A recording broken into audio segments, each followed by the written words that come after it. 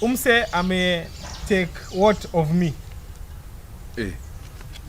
Sasa ame take what of you aje? I say who najisi watoto wadogo. Pedophile. Wame take what of innocence. Wadienge tu English. Wame take what? Anasemanga kwa news. Sasa anasemanga kwa news. Banenda next mse. Kwenda huko. Ame take advantage. Si ndio hiyo. Correct. Aya. Unaona nyumba ya Malko. Tiles. So hiyo process inaitwa Tilification. Hiyo process kuziweka. Tiling. Hapana. Hiyo kitu yote inaitwa nini ile common? Finishing. Hapana. Hiyo juu ya nyumba. Hiyo place huitwa roof. Roofing. Correct. Chukua ingine. Wow. Dem yani nimemkufa yani. Na time yanyu. Patiana hapo, patiana wakina Malcolm. Umekufa. Salma, unaona Kenya job amesema. Ichukue lakini translate kwa English. Huyo ameni mada.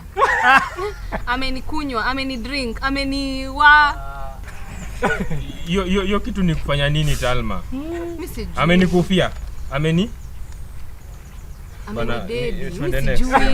in English. Aya.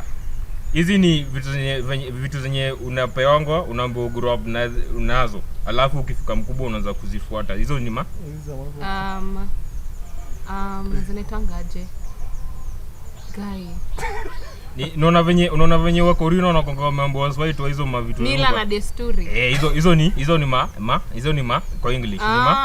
Mila na desturi zinakuanga nini in English? Aki sijui in English. Nipeo kadi ingine pa. Haya, hizo mila na desturi. Traditions. Is it a traditional what? Practices, morals. Traditional heritage. Traditional values. Hapana. Ni wadi very common. Kila kitu isipokuwa hiyo wadi. Yani these are traditional beliefs. Yes. Hajapata the right thing. In a singular form. Belief.